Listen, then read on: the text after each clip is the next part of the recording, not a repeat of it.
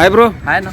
అల్లు అర్జున్ గారిది పుష్ప 2 వాయిదా పడ్డది కదా, December 6వ తారీఖున రిలీజ్ అవుతుంది. అవునన్న. అంటే చాలా మంది అనేది ఏంటంటే పవన్ కళ్యాణ్ గారికి మొన్న మన ఎలక్షన్లో అప్పుడు శిల్పారావి గారికి పోటీ చెప్పారు కదా, సపోర్ట్గా చేసినందుకే వాయిదా పడిందని కొంతమంది.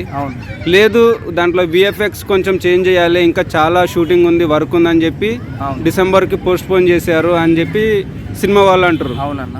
మరి ఏ విధంగా ఎందుకు పోస్ట్పోన్ అయిందంటారు సినిమా? ఎందుకైందంటే స్పష్టంగా తెలుస్తుందన్న. ఎందుకంటే వాళ్ళు టైంకి అనుకున్న టైంకి సినిమా రిలీజ్ చేస్తారు ఎవరైనా సరే. ఎంత ఆపద వచ్చినా ఆగదు ఆ సినిమా. ఎవరు ఏం చేసినా కానీ ఆ సినిమా ఆగదు.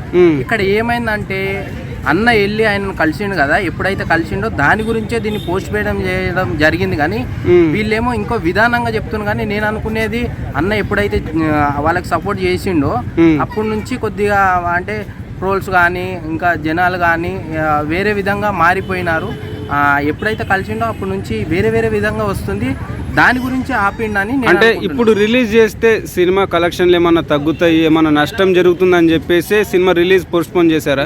అవునన్న, దాని గురించే. అంటే తగ్గుతుంది గిట. ఎందుకంటే ఇండస్ట్రీ అన్నప్పుడు అందరు కలిసిగా పనిచేస్తారు, కలిసి ఉంటారు.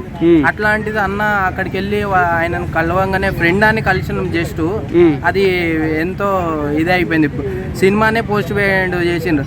అసలు సినిమా అనేది తీసినప్పుడు అసలు ఆగదన్న. ఎంత పెద్ద ఆపద వచ్చినా గిట ఆగదు, టైంకి రిలీజ్ చేస్తారు.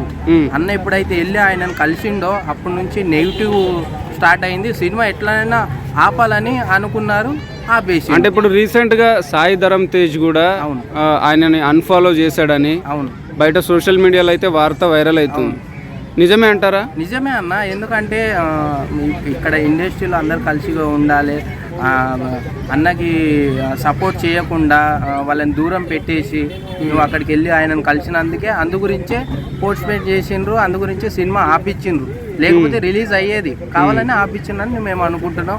చాలా మంది అనుకుంటుండ్రు గిట అది. సో నేను గిట అదే అనుకున్నా. మొన్నటి నుంచి ఆలోచిస్తాను ఎందుకు పోస్ట్పోన్ అయింది. ఇన్ని సినిమాల్లో కాలేంది సినిమా, ఈ సినిమాలో వేరే స్టోరీ ఏదో పెడుతున్నామని. స్టోరీ పెట్టట్లేరు ఇక్కడ, అంతా అయిపోయింది సినిమా. స్టోరీ పెట్టడం కాదు.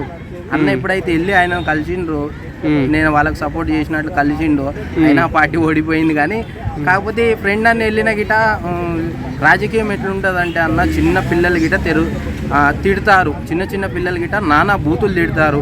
మీరు వెళ్ళొద్దు దయచేసి. ఇప్పుడు వెళ్ళిండ్రు, అయిపోయింది గొడవ, ఇక్కడితో క్లోజ్ చేసేయండి.